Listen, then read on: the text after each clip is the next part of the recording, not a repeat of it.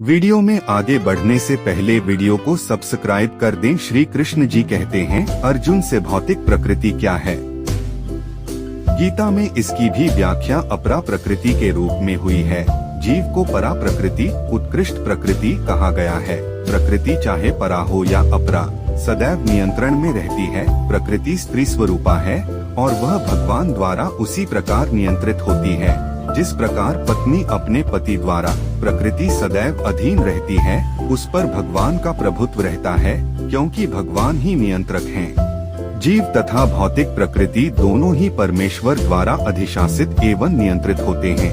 गीता के अनुसार यद्यपि सारे जीव परमेश्वर के अंश हैं, लेकिन वे प्रकृति ही माने जाते हैं। इसका स्पष्ट उल्लेख भगवद गीता के 7वें अध्याय में हुआ है।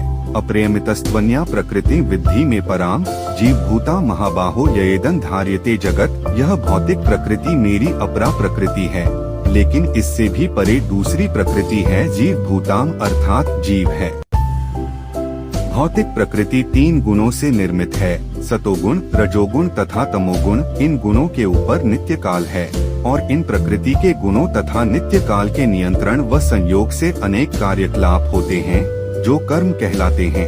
ये कार्यकलाप अनादिकाल से चले आ रहे हैं और हम सभी अपने कार्यकलाप कर्मों के फलस्वरूप सुख या दुख भोग रहे हैं। उदाहरणार्थ, मान लें कि मैं व्यापारी हूँ और मैंने बुद्धि के बल पर कठोर श्रम किया है और बहुत संपत्ति संचित कर ली है, तब मैं संपत्ति के सुख का भोगता हूँ। किंतु यदि मान लें कि व्यापार में हानि से मेरा सब धन जाता रहा तो मैं दुख का भोगता हो जाता हूँ। इसी प्रकार जीवन के प्रत्येक क्षेत्र में हम अपने कर्म के फल का सुख भोगते हैं या उसका कष्ट उठाते हैं।